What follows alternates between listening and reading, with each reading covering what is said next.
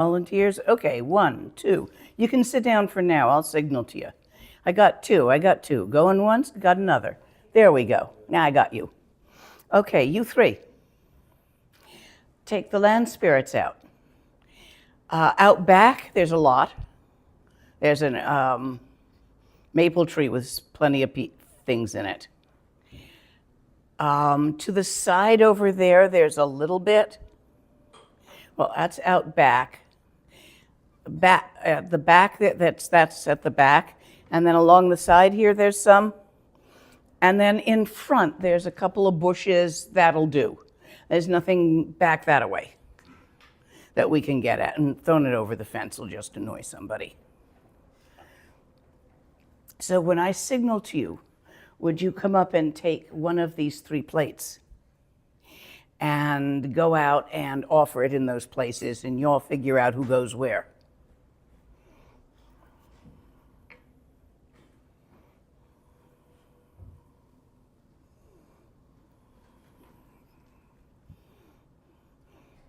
Chumpala tamcho rimbochi,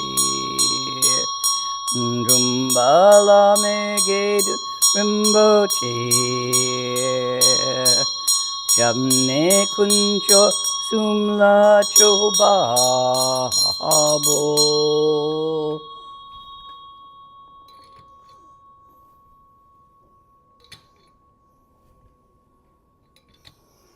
Chumpala sanje rimbochi, Chumpala tamcho rimbochi, Chumpala gedun rimbochi, Jamne kunja sumla chopabu.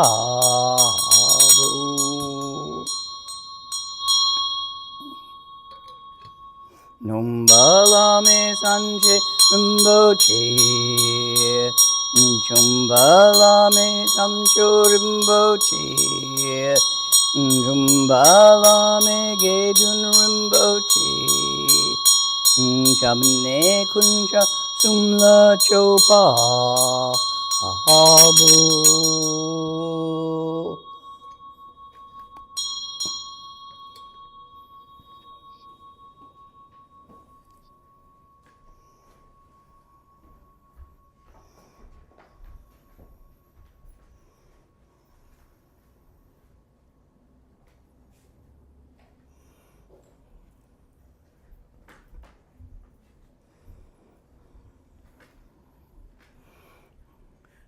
Yude rakne dakchorchela, Je pucho pulden bulwe, Nam joran la sundang drupodang, Sanje tenba jepe trinlezo, Chenam chucho chang sorwa de betu, Dak sogon la nepe sapso su, Nedang or pantepsu shewadang, Chudang tashi piloe zedu.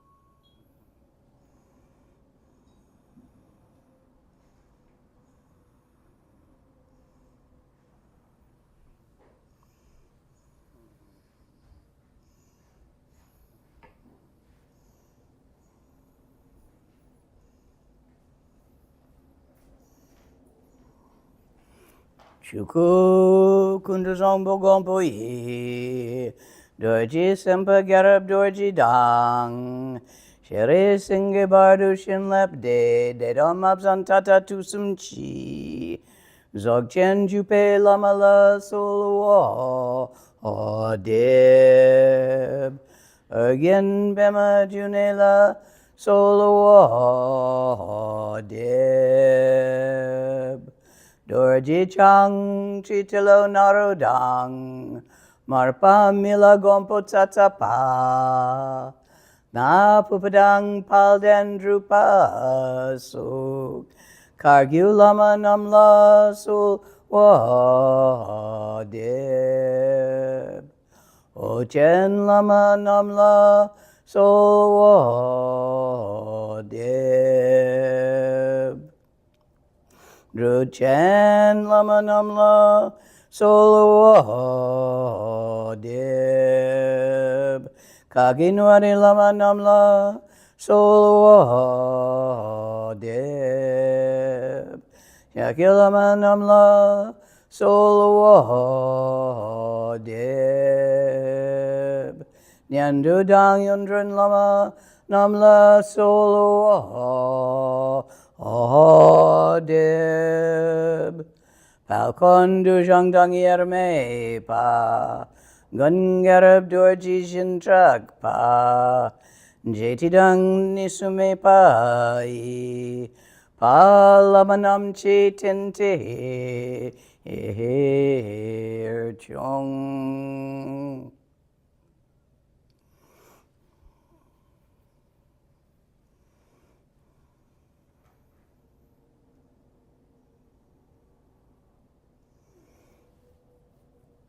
So tonight, this weekend's teaching is Dzogchen. Dzogchen is the last teaching.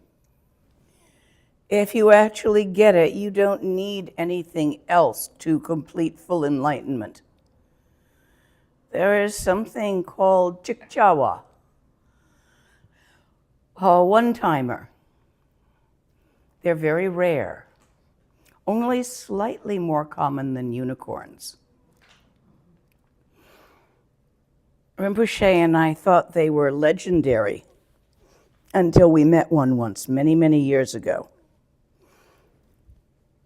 Those who are liberated in the moment of hearing, they receive the pointing out teachings and need absolutely nothing further. Not a common occurrence. And you have people like me who received the pointing out teachings hundreds of times before it went in. But then I'm known for being a little bit slow.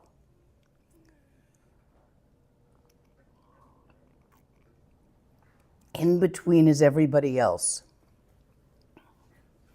The problem with Dzogchen is it's too damn easy. You all want to find some way to make it more complex and entertaining, to embroider it with things. Except that doesn't actually make it easier, it just makes it more decorated. If you can accept true ease, Dzogchen as it is, it's right there. So just in case, we have a Chichawa, I'm going to start you off before we go to this text. Just reading you a very short text, which is complete final session real Dzogchen, not Dzogchen light. No how-tos in here. Svasti, Pal Jipal. Salutation, supreme among supreme, pinnacle of pinnacles. Homage to the transcendent victorious Samantabhadra, Kuntu Zangpo, Kuntu Zangmo. Svadra, body, speech, and mind of great bliss. The intrinsic nature of variety is non-dual, but particularity is free from complexity.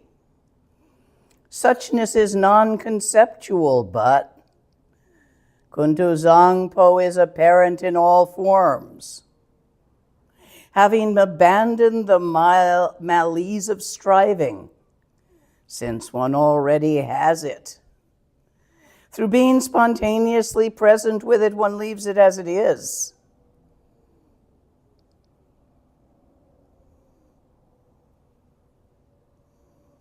Soha, so be it. One of the earliest and one of my favorite Dzogchen texts. You see, Dzogchen is based on the fact that you have Buddha nature inherent in you. You're not going to get it from me. I'm going to sit here just being funky old Lena and point again and again at your own intrinsic Dzogchen nature. Nyando, you need to move that. Slightly that way or slightly that way. Let's go this way a little. Yes, keep going. Good. And now turn it that way just a touch. That does it. Okay. Yeah, no, not quite. How about more this way? You look at the picture. You've got me right in the corner of it rather than the middle. Okay, that's going to do it. A little bit better. I would have moved it that way, but you're there. So it's not something I'm going to give you. You're not going to get it from me. And you don't have to be good enough at anything to get it. So all the ways you think you're not good enough are irrelevant. You don't have to be smart to get Dzogchen. It's got nothing to do with your intellect. You don't have to be beautiful, blonde, whatever you think, skinny, whatever you think is the epitome of being good enough. You don't need that. It's right there. It's who you really are and always have been, except for you're so busy with entertainments that you never look there. All these teachings are about our different methods of how to look there. Capiche? Because it's been there from beginningless time. It will be there throughout endless time. That's why it is called the fourth time. Because it's not isolated in the past, isolated in the present, or isolated in the future. All three of these and beyond this. You see the space-time continuum, which is space to hold stuff, and time in which stuff changes. That arises in mind. As, let's use sem. I don't quite like the translation mind. It's got connotations. It arises in sem, as sem, and never leaves sem, has never been anything but sem, which is why we call it semyi, ultimate mind. So we've got little mind, with all its stuff. And we've got ultimate mind, which is not separate from the stuff, but it is not limited by the stuff. You know the stuff I'm talking about? All those thoughts and feelings and perceptions and hopes and fears and the stuff that keeps you running because you got to get it done. Your to-do list is in there. It's part of that stuff. Beyond that, not limited by that, not possible to be encompassed by that, is your own true nature, the totality of yourself. And Dzogchen is simply about taking a moment to notice that. You ever learn to play darts? Anybody here ever play any aiming game where you throw something that has to go to a certain place, like a basketball? I think of darts because I used to like playing them in the pub. When you first start, I'm going to use darts as my analogy, but archery, baseball, anything that involves aiming works on this. When you first start and you throw the dart, you're lucky if you hit the target, never mind the bullseye. So you keep throwing and you keep throwing, and eventually you hit the target most of the time, here and there on the target. And you keep practicing. And you get closer and closer to the center. Until finally, boing, you see the totality of yourself straight on rather than from an angle. See how that works? This works the same way. It's an analogy. So there's some stuff that makes it easy. Channel alignment is one of them. Those are the kind of chairs that kill my back. How are you guys sitting in them doing? Not great. So how about, would you like to say, sit on the floor with your legs out in front of you if you don't want to do cross-legged? Or is there anything you can do so that your lumbar is supported? We've got a couple of things here that you might be able to shove against the wall behind you.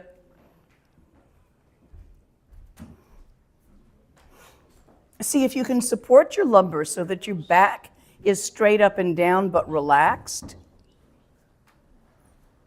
Yeah, any of those things that you think you might get to work for those of you who need it using that chair. I think it might need to be behind the back of the chair or use a smaller one, but see what you can get working.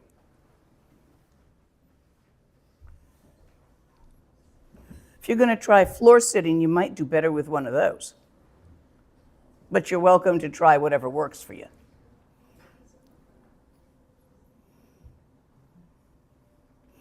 When your back, do you feel the difference when your lumbar is supported?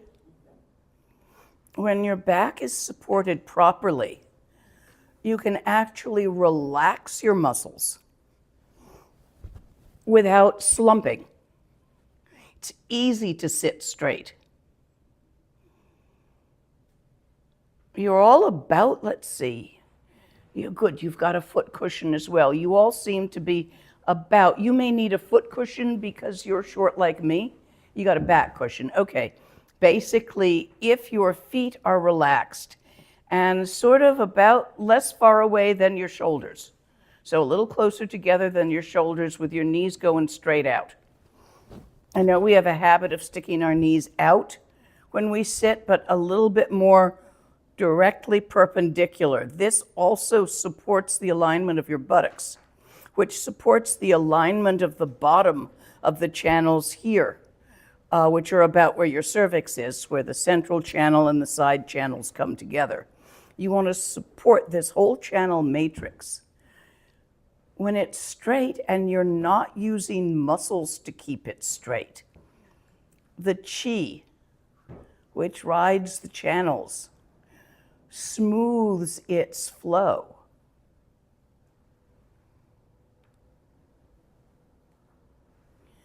There's another way to smooth that flow. I'm going to breathe in a deep breath through the nose, and we're going to blow it out through the mouth slowly. Watch.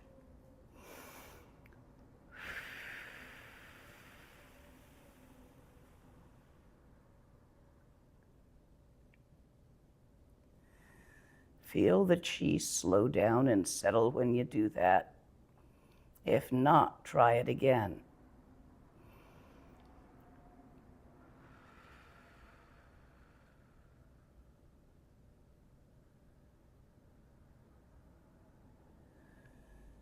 And now just relax.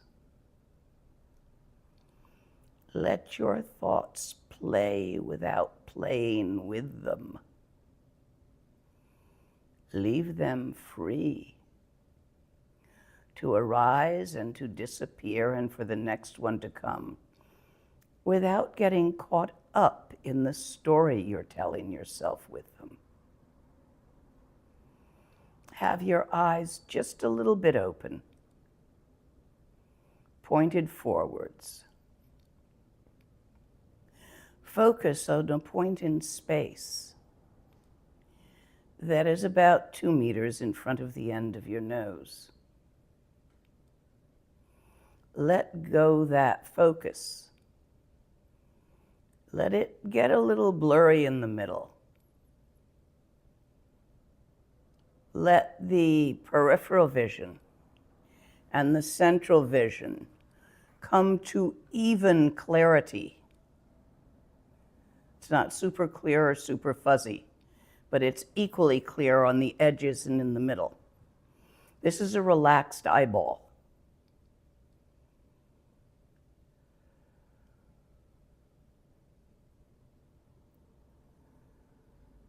Now, the thinking is still happening because we are thinking, feeling, living beings.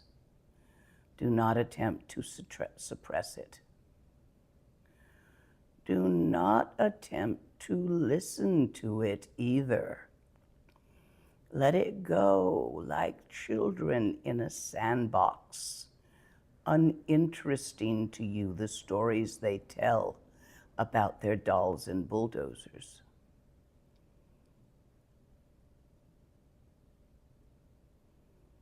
Gently, without effort or forcing, let your mind open past where the thinking vast and inconceivably unthinkable.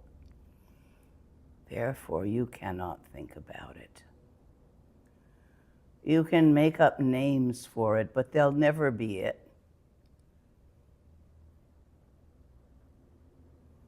No more than I can.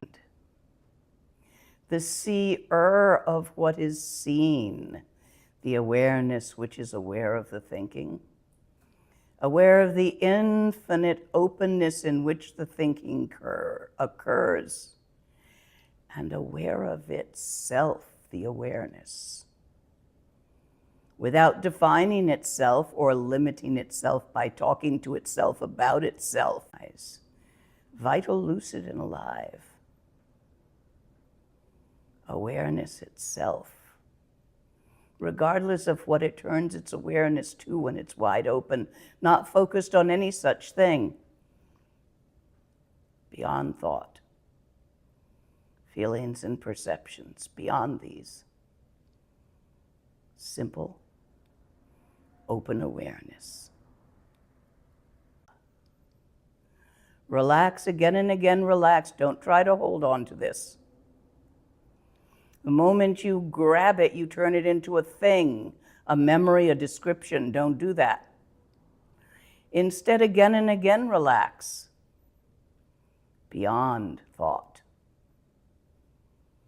Beyond the beyond itself, gedi gedi parasam gedi bodhisoha.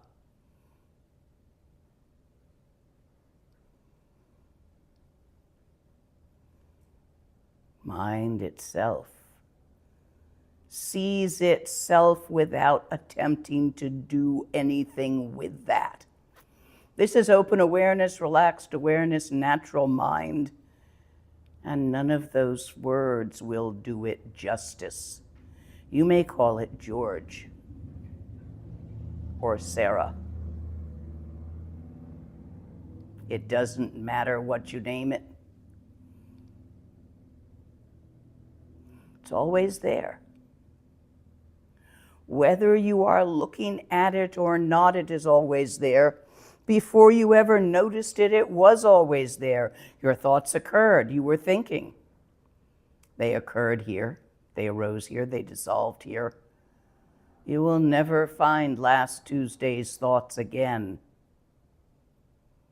All gone. And the thought of a moment ago also. Gone, gone. The thoughts themselves arising and vanishing simultaneously, without substance or duration. Look at this and see it for yourself. Don't take my word for any of this. Look and see.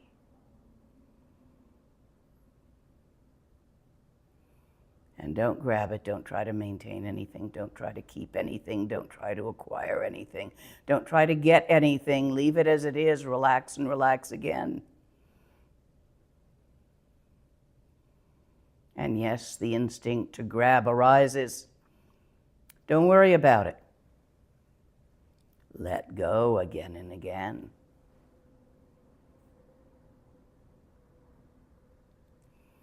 This itself is the pointing out. There are many ways of doing it.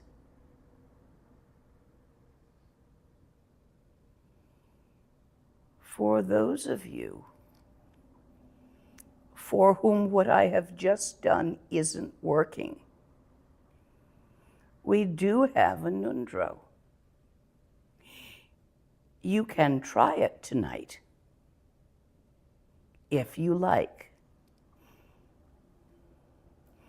Since people will be embarrassed to say they would like this Nundro, and that what I've just done didn't work for them, I will simply teach it to you whether you ask for it or not at this time, because somebody out there somewhere is going to benefit by it.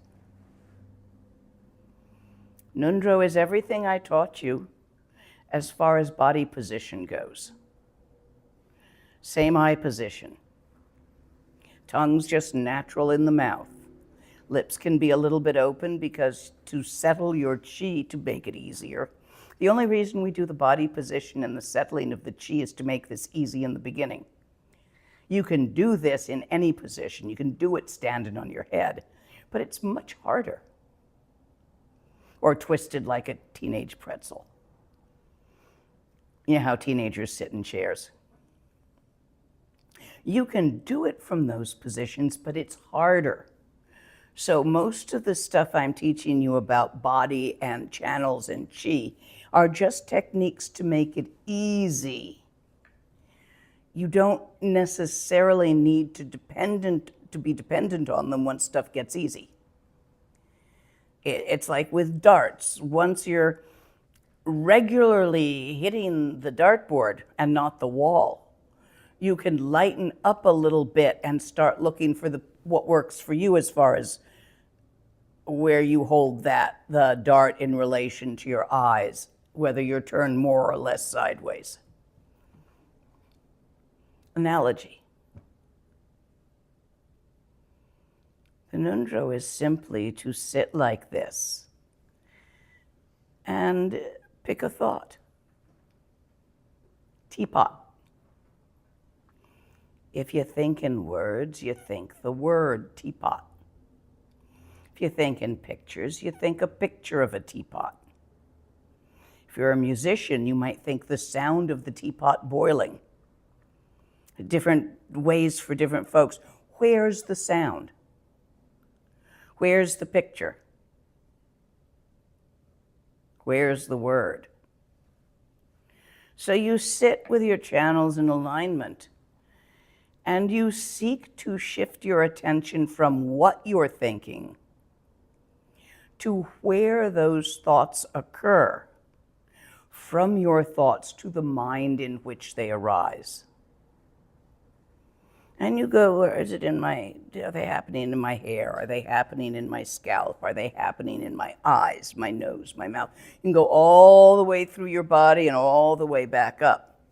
You can look outside in front. Are they happening in front of me? Are they happening behind me? Where's the teapot? Is it here? Well, could it be here? Yeah, I can see it there too. I could put it over here too. Obviously, it's not in one of those places. I'm just moving a visualization. So where is it really, the visualization? How far away can I move it? Can I stick it in the still point of the local group? Talking galaxies here. Yeah, I can. So you play with it like that. You keep playing with it until finally your attention releases itself from the different pictures that you're thinking, the different words or sounds, and actually shifts for a moment to the where rather than the what. And then, of course, you're going to try to grab onto that and name it. And it's gone. So you do it again. Understand that method? That is not Dzogchen, looking for where the thoughts are. That is the inner mind Rushen, a Dzogchen Nundro. You do it until it works, until your attention is able to expand from the minutiae of what you're thinking to the indescribable vastness of where all thoughts arise and vanish. Another method is to think of, say, your house. Where did that thought come from? Where was it before you thought it? Was it in your house, and did it come here from there? Did your house itself come here and dump that idea in your mind? So you use thoughts, you think at it to absurdity. And at some point, your thinker's going to get really tired.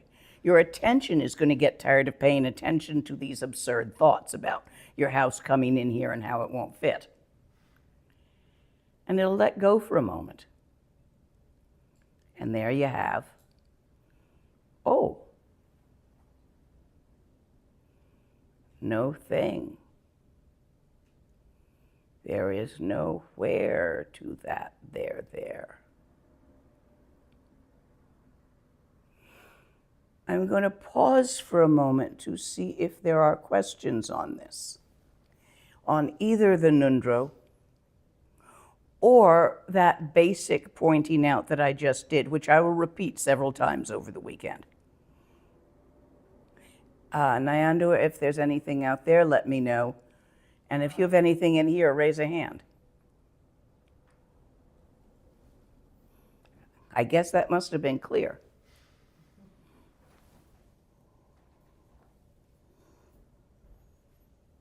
Yes.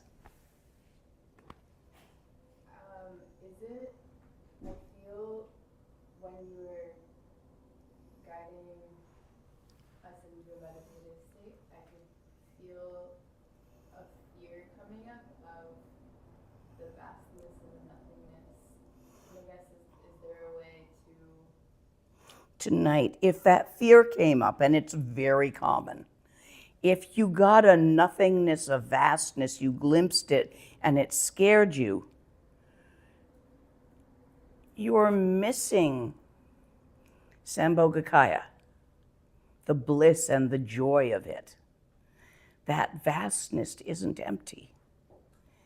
It's filled with aliveness, lucidity, the ability to think and feel. Because awareness, awake, aware, alive. But we Westerners tend to miss that. So there's a method for increasing your perception of Sambhogakaya, of the innate bliss of awareness. And that's the Chenrezig sadhana. You see, what you have is Bodhicitta as the nature of that aliveness, and emptiness as the space in which that aliveness can play. Come together, yab yum, as a singularity. Bodhicitta is considered active and young, alive, vital, able to dance. It moves into any space it can find, dancing. Whereas that emptiness is vast like an ocean and receptive. We call it Great Mother Ocean Dharmakaya. So when the Bodhicitta we have is aspired rather than actualized, That is, we wish to be bodhisattvas, but we haven't quite felt it all that deep yet. Then we do a practice called Avalokitsvara in Sanskrit, Chenrezig. We sing manis. Mani.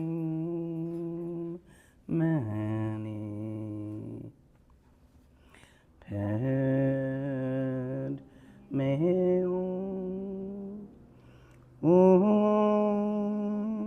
mani. Pad me. And there's a visualization that goes with that, where you have a lotus closed, a lotus bud with 1,000 petals in your heart. Now, you can look this up online also, but I'll give you a short version so you can try it tonight to help you with this. And the reason it's closed is because middle school.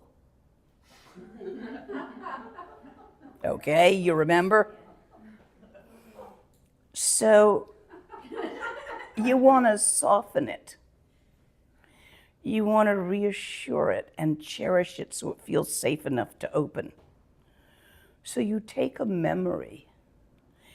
Now, you look too young to have any kids yet, am I right? You ever have a kitten or a puppy? I want you to remember that kitten or puppy. You holding it in your arms, and it just licks your nose and looks at you with such trust and love. Remember that feeling? Okay, you're going to water the lotus bud with that feeling so that it can bloom. And as it blooms, each of those 1,000 petals elongates into a ray of light and touches the heart of another living being. Birds, bugs, people. And that feeling flows through the ray of light. Clear, transparent, white light. And it waters their lotus bud, so that all these 1,000 beings around you, their lotus buds bloom and send forth 1,000 rays of light, giving that feeling to 1,000 more living beings. And so it goes on, until the entire universe is so full of these rays of light that it's just light, pure, crystal clear, white light. In your heart on the lotus, the 1,000-petal lotus in full bloom now. On the stamens, the mantra goes around in a clockwise circle. And it's all, do we have a Mani Tanka here? There. Om Mani Pad Me Hung. So in all those colors, that's written Om Mani Padme Hung, Om Mani Padme Hung in Tibetan on that little prayer flags. So that goes around in all those colors, the rainbow-colored light. When all the colors come together, it's white, right? The artists know that. As light, if you work with light, not if you work with paints, it's different. Then it's black-brown. But so that's what makes the light as it goes around. And there's a Hung, which is the mind, the heart of all Buddhas, the meaning of Dzogchen, Dharmakaya, nature of mind, Great Mother Ocean Dharmakaya, standing in the middle. So you imagine this with 1,000 rays going out. Keep watering it with the feeling, the memory of your puppy and your kitten, how you felt in that moment. And singing manis in any tune you like. However you like, you could sing them quickly. I'm sorry, it's not a hung in the middle, it's a hri, seed syllable hri. And the hri is white.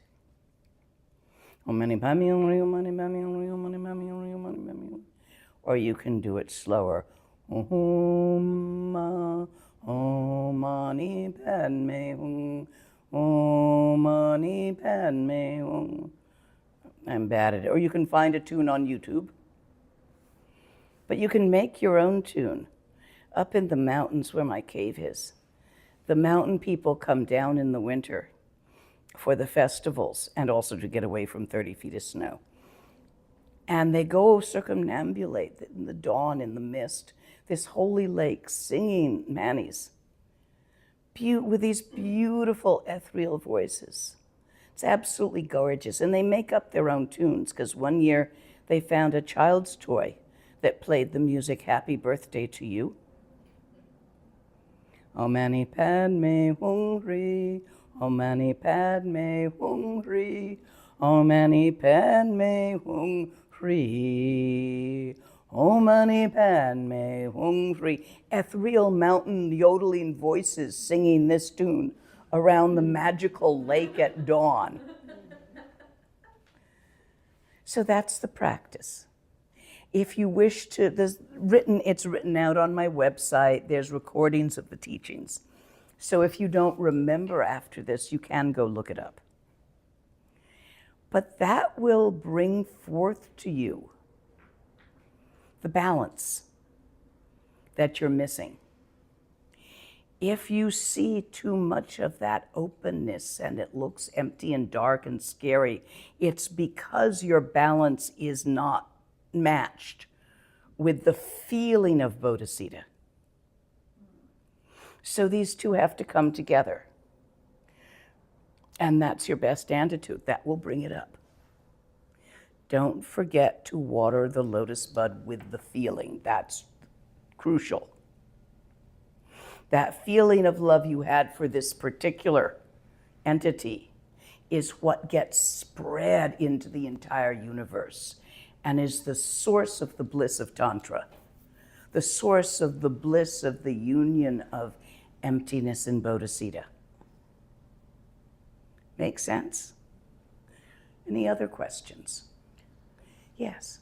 So, kind of, I relate to the fear thing. She said another thing that sometimes that happens a little bit too is that, like, my mind and my heart also get very excited. And you actually said don't grasp at a moment where that was actually like what I was like. I know, I was looking at your channels. That's why I said that. And I was like, so I don't know. So just a little bit about, like, because I'm a very, like, emotive character or whatever, and, like, this is, I think, one of the major obstacles, so I don't know. By don't grasp, I don't mean don't experience joy. Don't experience happiness. I mean, don't try to maintain it or stick it in a box so you can have some later. Right. Don't try to put it in a doggy bag. Just, like, watch it. Kind of. You can be as happy about it as you want. It's the attempting to preserve it that gets you in trouble. Anybody here ever taste canned asparagus? Okay, the Dzogchen view can be preserved about as well as asparagus in a can. Anyone else on questions? We have one of our Spanish viewers has a question. Let me unmute here.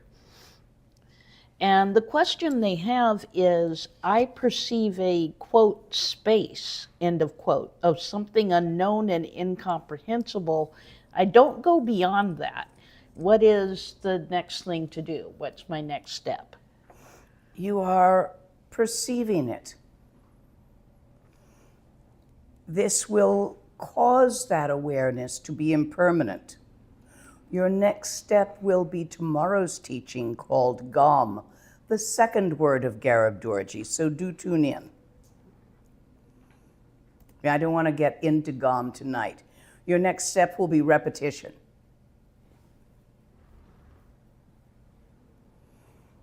I do want to open the text, however. The first line, Lama Lena, and if you all want a copy of this text, one of the nicest translations I've seen is called The Special Teaching of the Wise and Glorious King. And you can find it online at Lotsawa House. If you download it for your benefit, this is to you guys out there too, please make an offering to Lotsawa House. They do good work. They're free. They don't sell it. Therefore, you really should give them something if you possibly can. And don't feel ashamed if it's $1. It's the idea. Experience your happiness that they did that. And offer them $1. If you can't even do that, go pick some flowers. Put them in a little vase and imagine that that's an offering to Lotsawa House. But most people have $1. Otherwise, just visualize. But it's important to acknowledge in the Tibetan system, those who put forth this stuff for free, which is the Tibetan tradition. Some Tibetans believe that Westerners must pay for things or they won't value them, and so they charge. That's a rumor that was started way back when. Different lamas have different opinions. People, you know. And in light of that, people, you know, Lama Latsag Salo, homage to the teacher. This matters. Although some people claim to have seen this by karma, without the pointing out, without a context for it and how to work with it, it is virtually impossible to develop. Now, I'll say virtually impossible because you have somebody like Krishnamurti, who appears to have seen this clearly from his writings.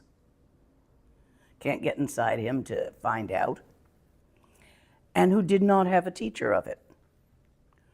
That's one of all the authors you've ever read and all the people you have ever talked to. So it is exceptionally rare, but not necessarily impossible, to recognize this without a teacher pointing it out to you. Even a Chikchawa needs the teachings once. All those tulkus who were masters of Dzogchen in their past life, they got to get it again from a master of Dzogchen who can give them the four wongs. This is why the teacher is so important. Why Guru Yoga is a key. Guru Yoga does not mean if the teacher tells you to jump off the roof right now.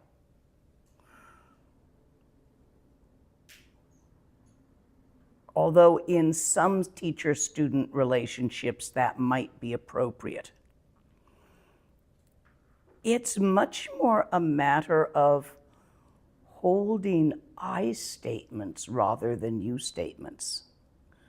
I will never know why my teacher, Wangdo Rinpoche, said and did the things he said and did. I can guess, but those are thoughts and highly unlikely to be accurate. So as you interact with a teacher, keep your I statements rather than trying to figure them out. See, personalities are in flux at all times. How many personalities does any of you have? I mean, who were you yesterday? And who are you right now? Changing? Shifting? When you first got up in the morning, you're quite different than you are now. You don't want to meet me when I first get up in the morning.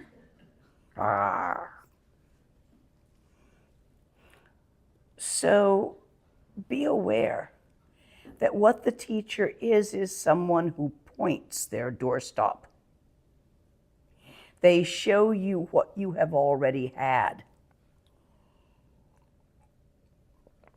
You have eternal gratitude for that. That's not the same as worshiping their personality. Okay, no personality cults going on here. Tawa Longchen Rab Jaming. Tawa, infinite vast expanse. What they're doing here in this root text is associating the three words, which in short version are Tawa Gompa Sopa, with the names of the teachers of the lineage. So Longchen Rabjam, famous teacher, and his name means infinite vast expanse. Gompa Kensei Osehin. Second word, Gom, is Kensei over, rays of wisdom and love. Sambhogakaya, nature of mind. It's why the Chenrezig practice, if you experience fear or a dullness to the Dharmakaya nature of mind in its infinite vast emptiness. Chupa Gyalwe Nyugoying. Sopa. I don't like that translation. Sopa. Gyalwe Nyugoying. The action, the result, I really don't like that translation. The spontaneous action of non-action. That's what it really means. Sopa. Gyalwe Nyuguing, the dance of the bodhisattvas. So when you look at the three words, Tawa, associated to Dharmakaya, infinite open awareness. Gompa, associated to pure awareness itself. Sambhogakaya. And Sopa, associated to the result, the spontaneous action of non-action. That's too much to say. I'm going to call it Sopa. You okay with that?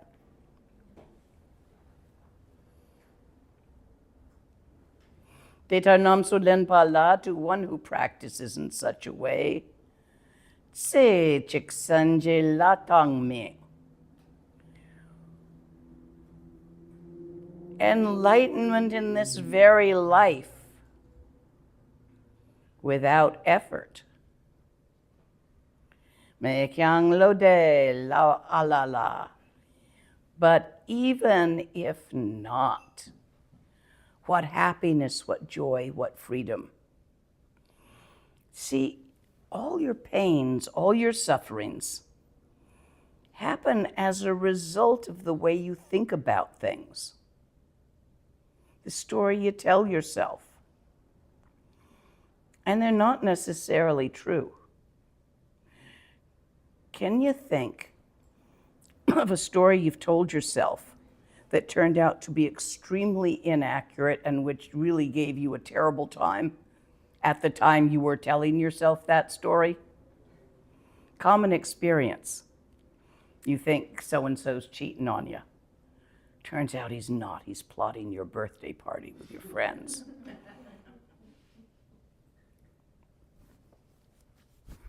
That happened to a friend of mine for her 40th birthday.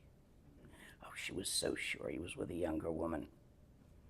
He'd rented a boat in San Francisco to do a cruise supper, wine supper for her birthday, but he brings her down there and everything's dark and the boat's all dark and she thinks he's going to kill her because he's running away with a younger man. She's got, oh God, did she have it going. And then suddenly all the lights are on, surprise and confetti and stuff, and yeah, her 40th birthday. There's a long version to that story too. But if you look through your life, you will see that it is not so much what happened to you, but what you thought was happening to you.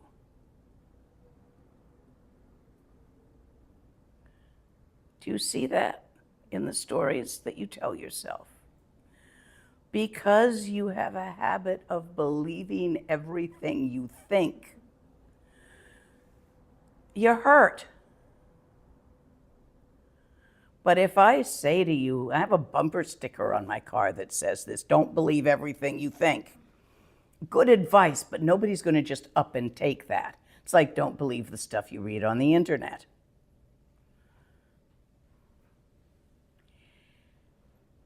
So what is important here is to be free from the tyranny of your little mind, where it's yanking you around throughout your day, week, month, and years by your thoughts and feelings and your perceptions. You can perceive something to be frightening or whee. Do you like roller coasters or don't you? For some people, they're scary. They'd never. For some people, they love to ride roller coasters. The difference is how they feel about that, not in the roller coaster, not in the person, but in the person's feelings about roller coasters and the stories they've told themselves about roller coasters and how dangerous they perceive roller coasters to be due to past experience they've had with roller coasters or something similar.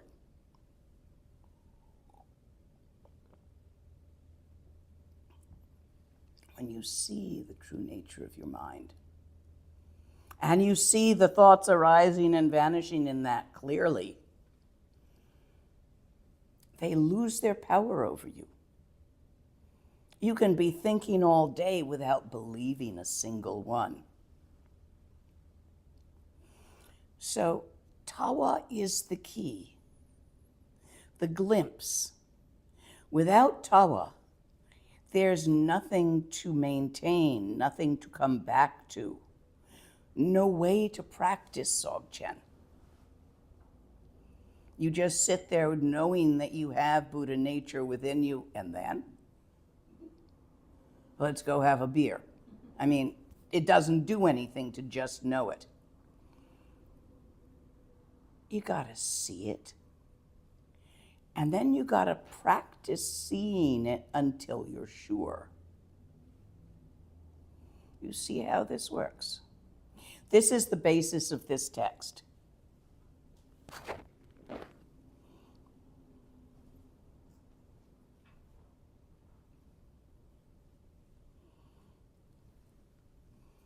If you want to take it in 3,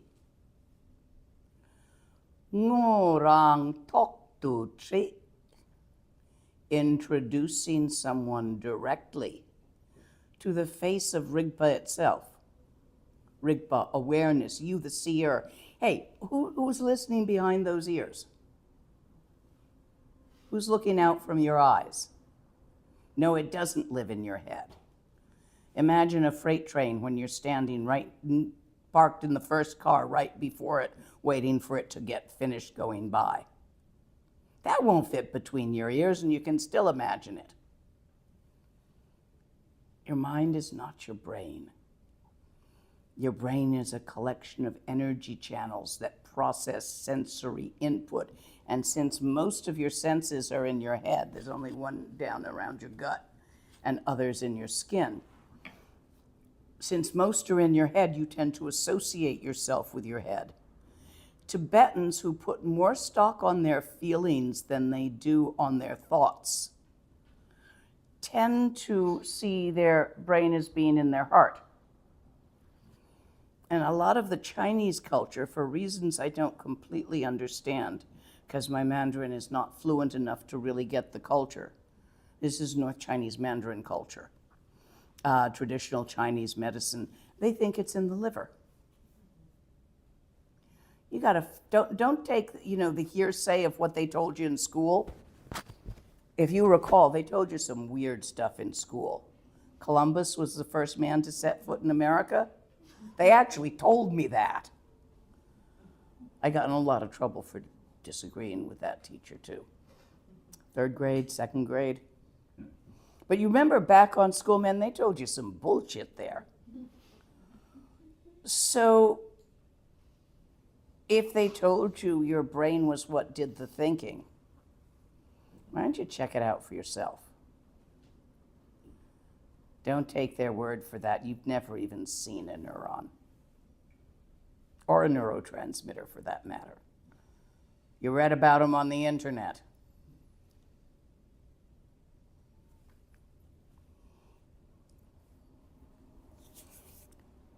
Takchik-tuk-truchi.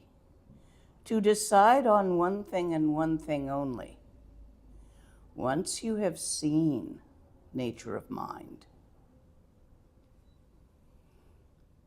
to decide that for yourself, that is it and that is what you're going for. Regardless of whether you choose to use Tantra as an adjunctive method, to decide on Dzogchen. That's the second point, to decide to practice it. Yes, that's a thought. Decisions are made by thought. Yes, that's a feeling. You won't make that decision unless you have this feeling when you see it of, oh, holy shit. When you see it for the first time. Yes, you're basing decisions on a thought and feeling. Nonetheless, it is the second point that you will need for the third point. Confidence directly in the liberation of rising thoughts. Dengdrol toktucha. This is a short version. Some people say this is the short version written by Garab Dorje, just 3 lines. Some people say they don't know who wrote it. Some people say it's Bon. A lot of rumors around those 3 lines, but it's a good one because it works. It's basically what it is. You gotta see it for yourself. Don't take my word for it. It's easier to see it while a teacher is pointing, but you all then gotta go home and see if you can still see it when you're by yourself. And then you do things like wait till you're half asleep and check and see if you can see it again. Have a beer, see if you can see it after a beer. Or blow a joint, see if you can see it after a joint. Or don't if you don't. What you want to do in the second part, which leads to the third part, is to simply keep checking on it. Is it still there? Is your true nature still there? Become accustomed to glancing at it without attempting to maintain or stabilize anything moving. So you're not trying to keep the idea of it. You're not trying to keep the feeling of it. Not even the perception of it. Don't try to stabilize that. Perceptions move. Turn your head. The things you saw moved, changed. So obviously perceptions move. You can't stabilize that. So instead you repeat it without grabbing or maintaining again and again and again until confidence arises in the nature of thought. You become so sure that a single thought can't fool you.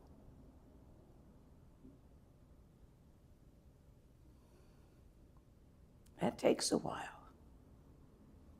Because you watch, by the time you get home, several thoughts will have fooled you into thinking they're real. That's why it's called practice.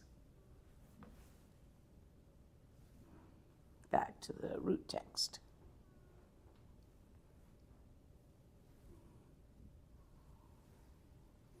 So the key point is introduction to it, to see it. It's not difficult. But you can't bird dog it.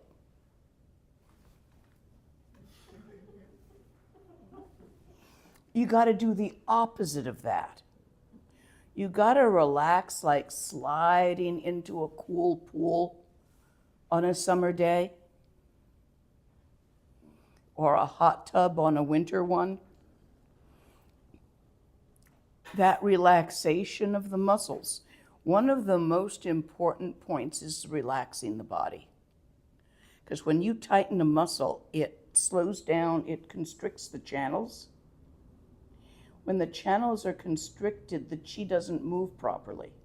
So if you hold always a little bit, the muscles in the back of your neck are always a little tight due to your job, your family, your lover, your whatever, your tendency, they hurt. This is because in channels, when the chi doesn't move smoothly, when it gets stuck, it builds up and the pain you feel in your body is stuck chi.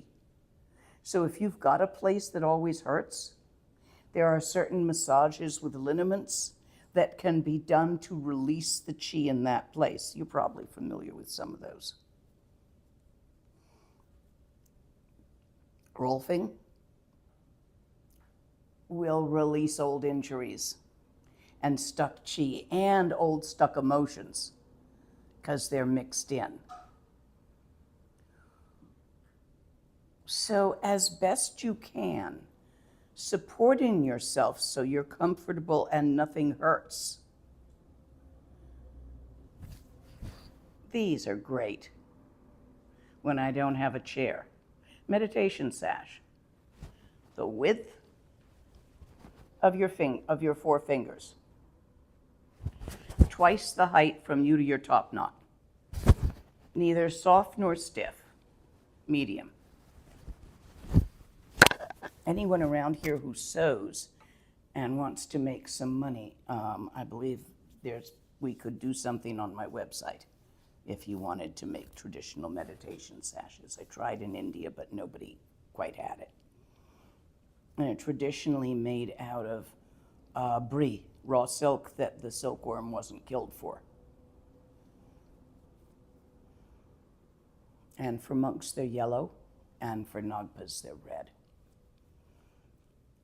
Again, you use it for the relaxation. But eventually you won't need that. You're going to be able to do it while riding a bicycle. You're going to be able to do it while doing sit-ups, to glance.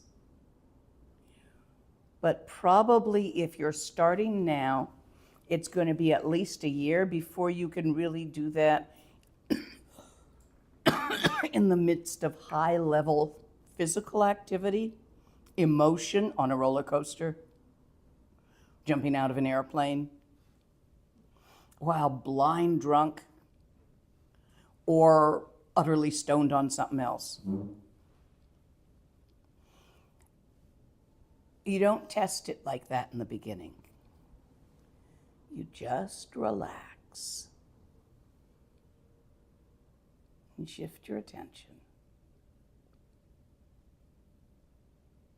from the minutiae of your thoughts to the vast, to the indescribable, lucid and luminous vastness, the vitally alive and creative, vast, infinite openness, in which they dance as the creativity of that. Dharmakaya, nature of mind, infinite, vast openness, vitalized and alive, lucid, awake, aware, Sambhogakaya, nature of mind, is inherent to Dharmakaya, nature of mind. This vast openness in which your thoughts arise, it can think, it can feel, it can create thoughts, music, art. This is the beauty of the vast openness. This is its bliss, its joy, is that it is alive. Not big, dark, dead old nothing, infinite like empty space, but scintillatingly alive with the shimmer, the sparkle, the clear light nature of Great Mother Ocean Dharmakaya, scintillatingly alive, creatively sparkling with thoughts, feelings, and perceptions. This is all one thing, not many. Dharmakaya, Sambhogakaya, Nirmanakaya are not separate. They are called Chunyi, real Dharma. Just like Semnyi is real mind, big mind. Chunyi and Semnyi are actually the same thing. Look, but don't take my word for this. Look. This is mind looking. Open. Awake. Aware.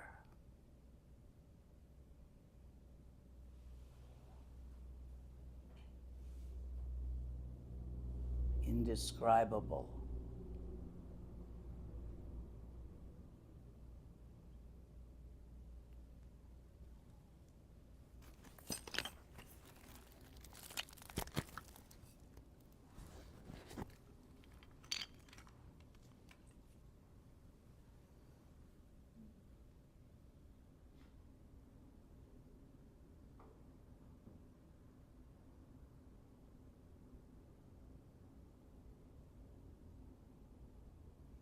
What am I showing you here?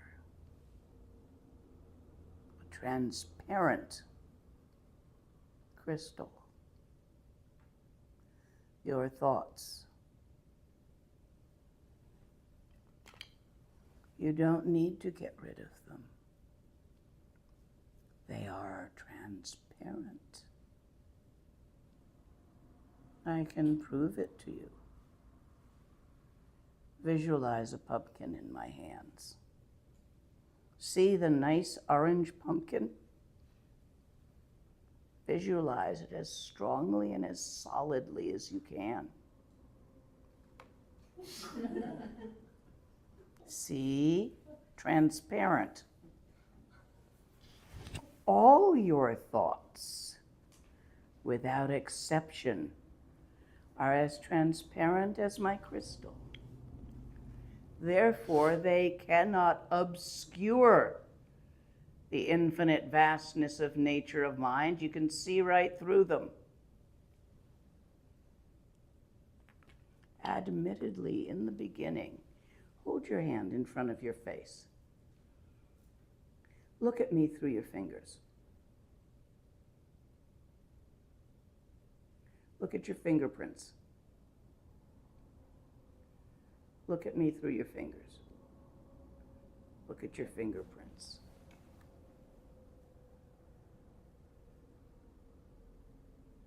Keep shifting from looking at me to looking at your fingerprints. What are you doing? You're shifting depth perception, right?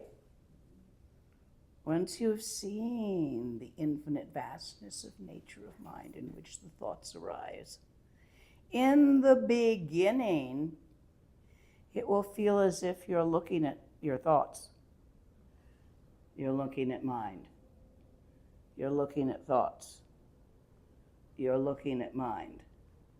In the middle, it will be like this. And in the end, they arise in mind, they dissolve in mind, they are not made of anything other than mind. There's no separation between thought and mind. Key is practice. Again, with ease, without doing anything special. Shift your attention with me right now from what you're thinking to the where of it, that there is no there to that there where.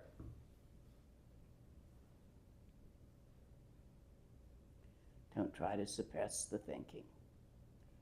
Look right through it.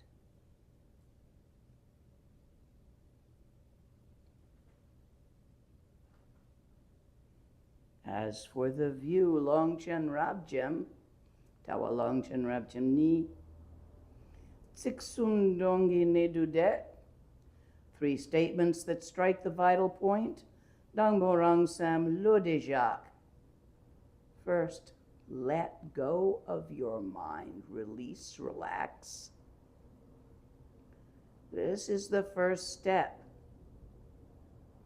Mitro Medu Nam Tok Me, neither scattered nor concentrated, without following the thoughts. Scattered is all over the place, thinking this, thinking that, thinking the other. Concentrate is the bird dog. I'm going to focus my mind on my breath, only my breath, nothing but my breath. I'm going to stay with that. That's concentrated. Slide between the 2 extremes, the middle way. Don't focus tightly. Don't scatter and go off into a fantasy either. Just relax and look.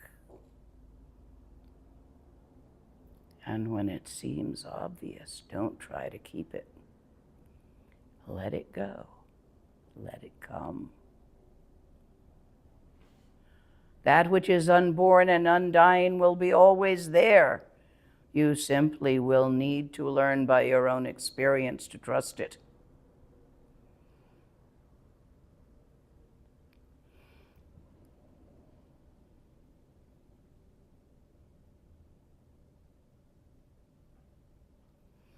I think that's as far as I want to go for tonight.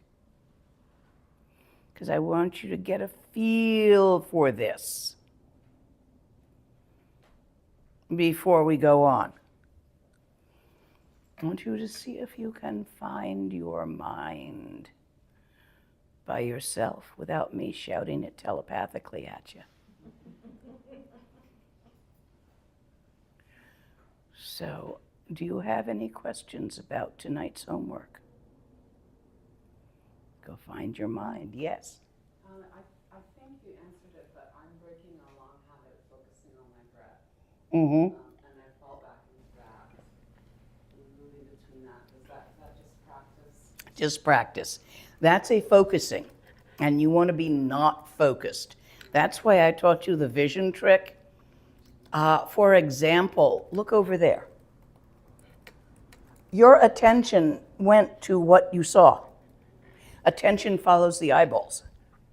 So therefore, you can use the eyeballs. You can use this fact that attention naturally follows the eyeballs for a sighted person. For an unsighted person, your dog's attention follows the nose, the smell. Doesn't care about what it sees.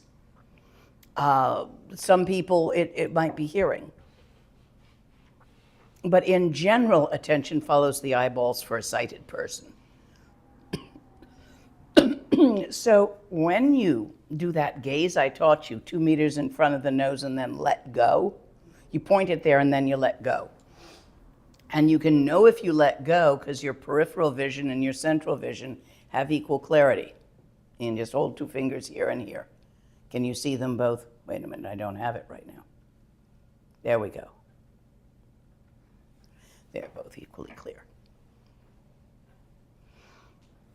And then, once you've done that with your eyes, let your attention relax the way you relaxed your eyeballs, so that it's not pointed, focused on your breath. But it's also not jumping around like a rabbit. The thoughts may appear to be, but then you can do this trick.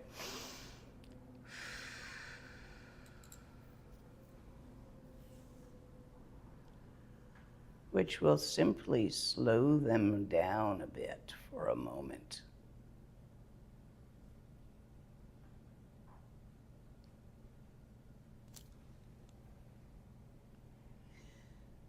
Do you see what I mean? So work on that. Other questions? We Anything have, out there? Yes. One of our Georgian viewers asks, there are moments when there are no thoughts, but when I focus, realize that there are no thoughts, then they start to arise. Well, yeah, as soon as you think there are no thoughts, that's a thought. So it doesn't matter whether you are thinking or you are still in this, because it's the same mind. Sometimes it's thinking, sometimes it's... When I do like this, it's hard for me to start up again with thoughts and words to communicate with you when I do the breath, because that just slows them down, then they're gone. It's like, zone out. So regardless of whether you're thinking or not, find the thinker or the not thinker. When you're not thinking, you're still awake. You're still aware. That does not change. So rather than focus on whether or not you're thinking, unless you're practicing Mahamudra, and that's a different method, instead, don't focus. Open your attention in a relaxed way into the non-place. Places are this way or that way or something. It's a non-place. It's everywhere and nowhere. Into the non-place of natural mind, of open awareness. Best I can give her. Keep trying. Okay. There is one other question. Uh-huh. And it is, I feel a strong tension sensation at the point between the eyebrows when doing the practice. At times it is distracting. Should I ignore it or try to dispel it?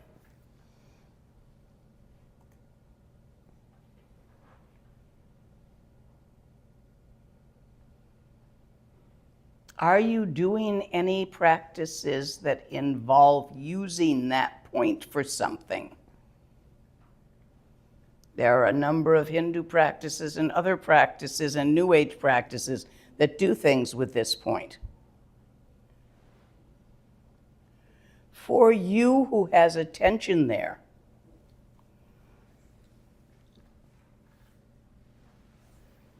before sitting down to meditate, give it a massage with a nice oil. See if you can relax that tension before you start. It could be that's just where you hold your attention. It could be that you're doing one of those practices that involves putting attention on the third eye, which I have heard of and don't recommend because it makes you cross-eyed. Sometimes.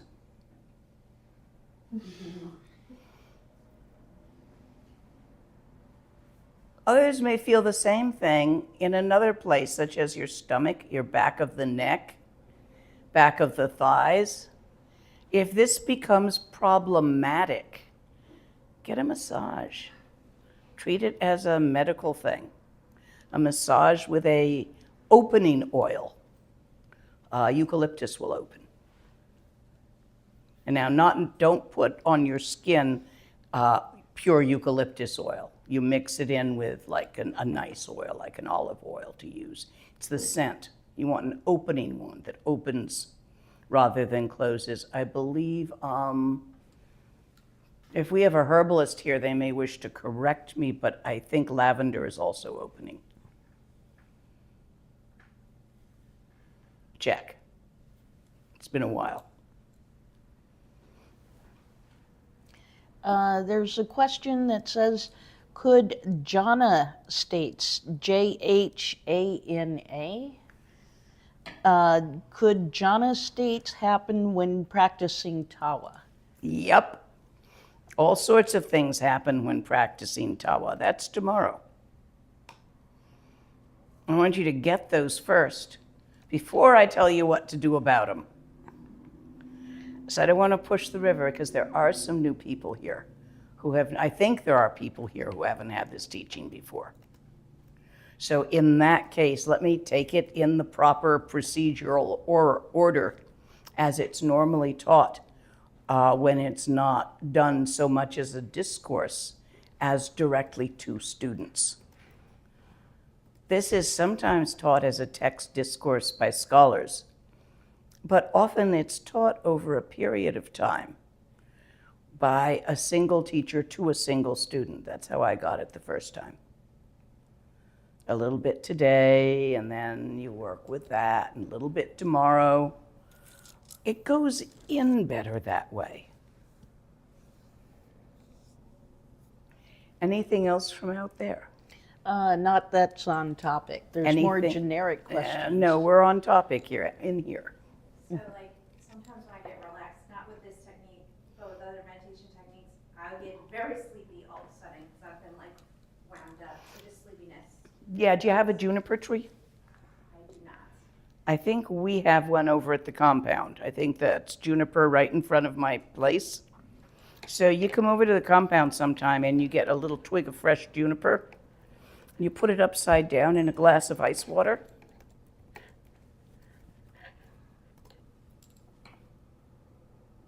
That's what my teacher said when I asked that question. Yeah. But actually, juniper dipped in water is in ice water. It's the way the leaves set, it gives you a really nice sparkle without like making you all wet. Anyway, he said juniper. It also smells good. And Tibetans consider it an auspicious plant, and we burn it as song, as an offering to the air spirits, and it's got magic in it.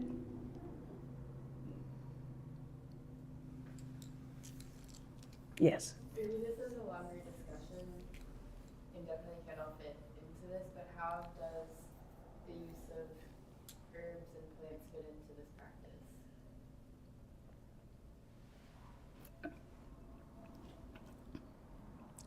Other than how to stay awake that I just taught you, it does not traditionally. However, I did have a shaman ask me to do the pointing out in the middle of a peyote ceremony, an Entolito ceremony, which I thought was very interesting, which I did.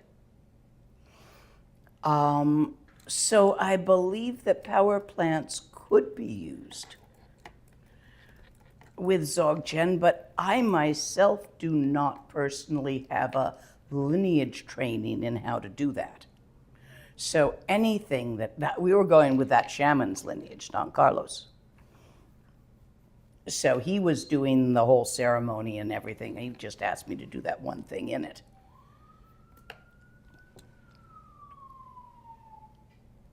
I am not trained in a lineage method of working with power plants. Yes, I'm quite experimental and have done all sorts of experiments on myself, as one does. But I don't feel trained enough to teach you how to do that.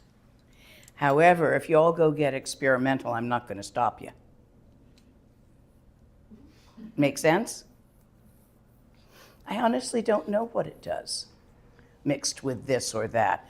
I know that marijuana, or THC, in my experience, makes thoughts feel more solid, more interesting, and therefore is counterproductive for me at times. So I really don't smoke much of it. Now, once in a while, but not as a main thing because, well, actually, I don't smoke much of it because of the stone munchies, and I'm like to do myself a mischief. But I've also noticed that it tends to make my thoughts much more interesting to me. They're not any better. It's just like somebody put ketchup on them. So for that reason, I don't think it's useful. But other people may react differently to it. So, I'm not going to give a straight flat out, and there may be a method of working with it. The Hindus use it in meditation. But they're going for a different thing, not Dzogchen. They're going for trance states. And if you're stoned enough, yeah, you're tranced out. We are actually actively trying to avoid trance states. Keep it flexible and lucid and balanced. So that's the best I can give you on that, but good question. I think you were referring to herbs and power plants. But there's a lot I don't know on that subject. Somebody else might have a different answer.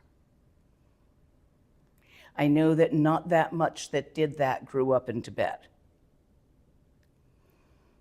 Some Tibetans think minor doses of alcohol are helpful, just to help you relax. However, major doses are not. Tibetans culturally have a difficulty leaving anything in the bottle when they end the evening. It's just not customary. So alcohol can be dangerous. Check your genetics. Other questions? You all coming back tomorrow? There's one from the internet. I'll take one last question and then we'll close. The question is, should we concern ourselves with distracting people and circumstances? No. No, leave them alone. It's your own thoughts about those people that is distracting you, not the people themselves. It is your belief system and thoughts about the circumstances. For instance, very loud bird song, you think it's lovely. Very loud mow and go guy. You don't think the same thing. Both are sound and both are maybe even at the same decibel. I've heard some pretty raucous birds out there. And yet, you think and feel completely different about them. That's in you, not in them. So no, there's nothing you should do about that. Leave them alone. If they're really toxic to you, take yourself somewhere else. You know, some people are overly troublesome and there's no reason to bother them. Just go elsewhere as much as possible.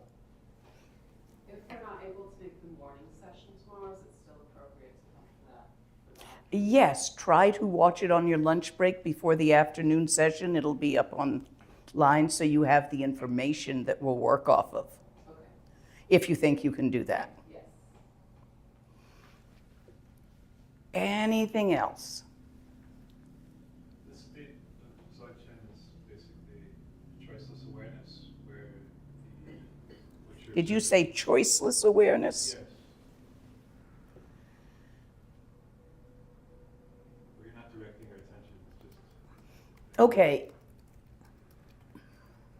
You are to an extent of not allowing your attention to be captured by phenomena. So there is some choice and direction. When you are captured by phenomena, let's say a really good book, and it's got you and you can't put it down. It has captured you, right? You know that sensation. So you don't want to be captured by the phenomena around you in such a way that you cannot leave it be. So there is a choice to open and relax the awareness rather than to what I call bird dogging it, having had a bird dog who pointed at anything. Used to point at his food. Is that the difference between attention and concentration? Yes. And that is the line to release your mind, neither scattered nor concentrated. And to find that balance, which is the key to begin even, is a bit of a sticky wicket. Usually either we're concentrating on something, the good book, schoolwork, work, organizing something, putting something together, or we're just zoning out.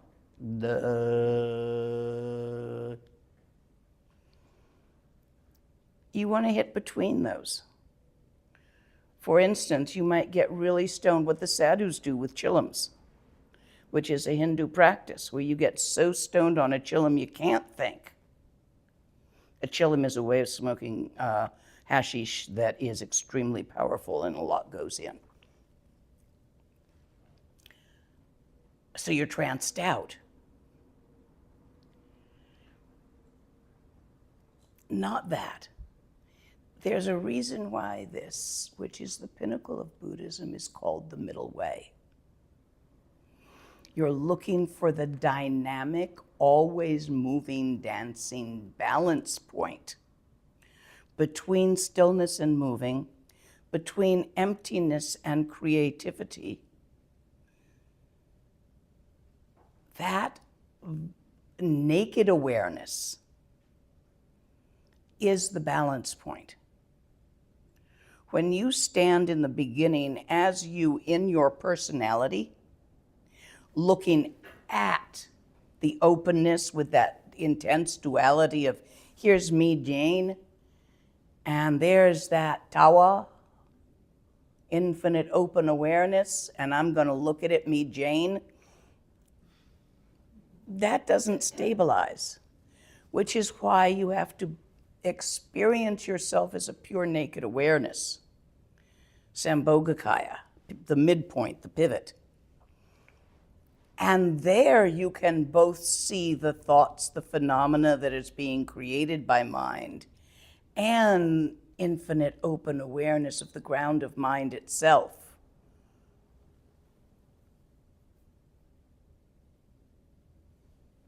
One and the same.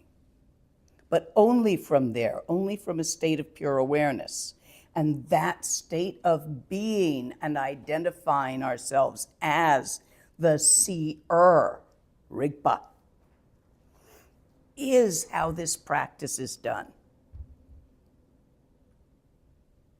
So you start as Sally, looking at Tawa. Well, you got to start someplace. That's fine. But slowly over time, you allow this to segue into open awareness, looking at open awareness.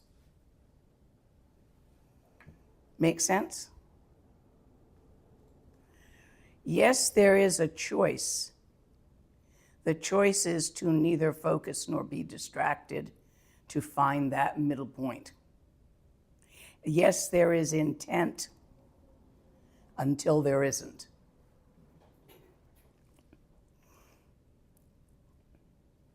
You get in the boat and you row the boat until you get to the island. Then you don't need to row the boat anymore. So you use intent until you complete intent. So even though the true and beautiful radical Dzogchen is without striving or intent, until that happens to you,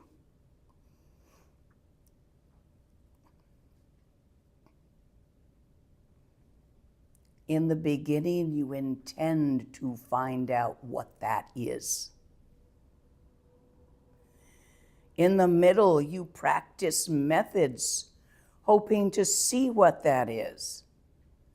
And in the end, well, it's of course. There's your map.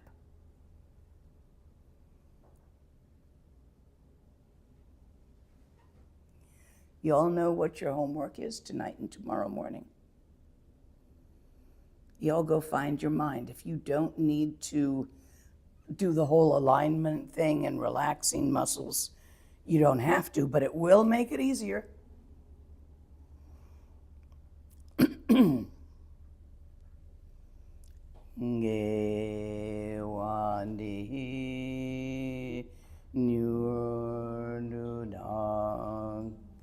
Chi chi sala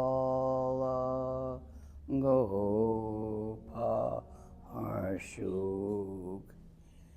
If you sometimes experience fear when trying to do this, do Chenrezig. You don't have to do it loudly in case of roommates, family, and circumstances. But you can if you feel like it. You can even do it with your guitar. I don't think you can do it with your horn, though. Maybe if you're really good with the horn. Yeah, We are complete for tonight. almost. Almost. Just a quick reminder about translators. Tonight we had Spanish and Georgian. Okay, yes, if you listen to this, people out there in a language other than English, please do support your translators. I'm mostly going to say all this at the end on the third day. And yes, if you need to miss a session, if you need to miss the morning session, you do best by listening to it if you can before you come in. The evening session will make more sense to you, or the afternoon session, however we've got it. Where is it going to be live streamed? Nyanda, would you answer that? Oh, yes. Live streams will be available on both Facebook and YouTube. On Facebook, you look for Lama Lena Live, and that page will have the videos. On YouTube, it's Lama Lena Teachings. That's also where our translators operate, so Lama Lena in Espanol. And I've just been told we also had Russian translation tonight. Oh, okay, good. This is excellent for them now. Yes, these translators, they just donate their time and their energy to do this. They're fully volunteers. Well, we all are. This is where all living beings arise as all Buddhas. How did that happen? By their bootstraps. This is the bootstraps, us getting together and pass it on, translate it, let it be out there. My Bon teacher, Lopon Tenzin Namdak, when I was talking about teaching Dzogchen openly broadcast like this, he said, Dzogchen is about a man's own true nature. What right could any of us have to hold a man's own true nature secret from himself? Shout it from the rooftops. It's self-secret. Those who like it will be attracted. Those who don't like it will run like fuck. That's not what he said. Will run away like deer. We're complete. You can get up and wander off. And Saturday afternoon, I will have gifts for you.